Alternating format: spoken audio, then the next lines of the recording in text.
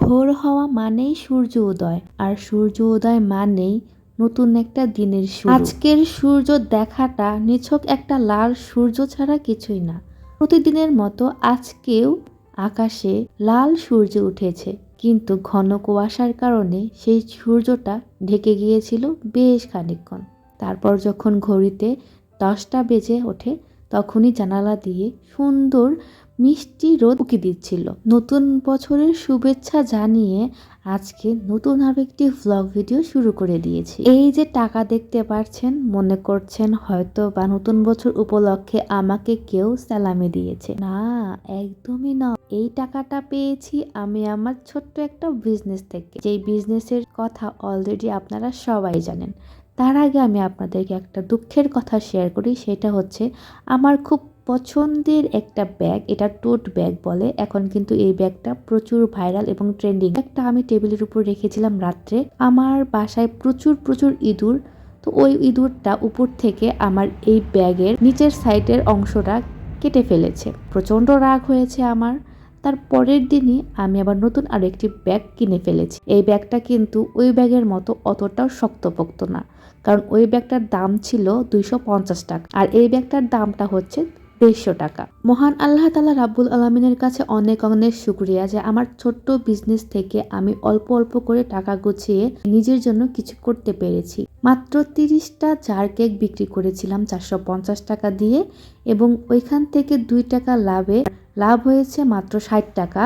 এইভাবে আমি অল্প অল্প করে গুছিয়ে 1500 টাকা গুছিয়েছিলাম, যে 1500 টাকা দিয়ে আমি আমার শীতের একটা ছোট্ট খাট্ট শপিং করে নিয়েছি। বাজারে ঘুরতে ঘুরতে যখন দেখলাম সুন্দর একটা সোয়েটার শীতের জন্য খুবই আরাম হবে, শীতের জন্য অনেকটাই পারফেক্ট হবে, এই জন্য এটা কিনেছিলাম এবং দামও খুব কম পেয়েছিলাম, মাত্র 150 টাকা।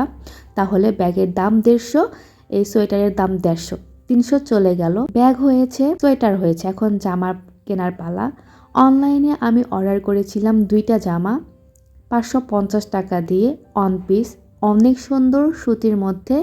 আমি এত দ্রুত এটার সার্ভিস পেয়েছি যে আজকে আমি অর্ডার করেছি, কালকে বিকালের মধ্যে আমার হাতে এই জামাটা পৌঁছে গেছে। নিজের ইনকামের টাকা হয়তোবা আমি আমার পরিবারের সাথে শেয়ার করতে পারতাম, কিন্তু না, পরিবারকে যখন আমি টাকাটা দিয়েছিলাম তখন বলেছিল তুমি তোমার মনের মতো যা মনে চায় কিনতে পারো। পরিবার জানে আমি শো অফ করার জন্য কখনোই কোনো কিছু কিনে টাকা নষ্ট করব না, নিজের প্রয়োজন অনুযায়ী যা দরকার তাই কিনবো। মাগুলা স্টিচ একদমই পাতলা ছিল, এজন্য দ্বিতীয়বার আমি দর্জির কাছে গিয়ে উপর দিয়ে আবার নতুন করে সেলাই দিয়ে নিয়েছি, যাতে অনেকদিন পরে যায়। যেহেতু এখন হাতে টাকা আছে, কিছুদিন পর হয়তো অন্য কোনো প্রয়োজনে টাকাটা ফুরিয়েও যেতে পারে, তার জন্য আগে থেকে 2টা ড্রেস আমি নিয়ে রেখেছি। ড্রেস 2টা কেমন হয়েছে অবশ্যই কমেন্ট বক্সে জানিয়ে দিয়ে যায়। 300 এবং 550, 850 টাকা কিন্তু এখানেই শেষ হয়ে গেল। আর জামা হয়েছে, ব্যাগ হয়েছে, সোয়েটার হয়েছে, এখন তো জুতা কেনার পালা। অবশ্যই জুতা কিনেছি এবং সেটা আপনাদের সাথে শেয়ার করব। তার আগে আপনাদেরকে দেখিয়ে দিই, অনলাইন থেকে আমি জাস্ট এই ছবি 2টা দেখেই অর্ডার করেছিলাম, আগ পিছ না ভেবে। তবে অনেক সুন্দর 2টা জামা হয়েছে আমার। এই শীতে হাতে পায়ে যদি একটু ময়শ্চারাইজার ইউজ না করা হয় তাহলে একদম হাত পা একদম রুক্ষ হয়ে যায়, এই জন্য আমি ভ্যাসলিন প্রতি বছর ইউজ করি। এই বছরও আমি এটা নিয়ে নিয়েছি 180 টাকা দিয়ে। এটা আপনাদেরকে একটু দেখাচ্ছি, বলতে পারেন যে এটা আবার দেখানোর কি আছে, কিন্তু এটা আমার ওই গুছানো টাকার মধ্যেই। এর কষ্টের উপার্জিত টাকা দিয়ে শপিং করে নিয়ে এসে সবাইকে দেখানোর মধ্যেও একটা আনন্দ থাকে। তারপরে চলে আসলাম ভাইরাল একটা জুতা নিয়ে। এটা কিন্তু আমাদের গ্রামে অনেক ট্রেন্ডিংয়ে আছে, জানি না আপনাদের এলাকাতে এই জুতাটা কতটা ট্রেন্ডিংয়ে বা কতটা সম্মান পাচ্ছে। এটা আমি নিয়েছিলাম 400 টাকা দিয়ে। টোটাল খরচ হচ্ছে 1430 টাকা।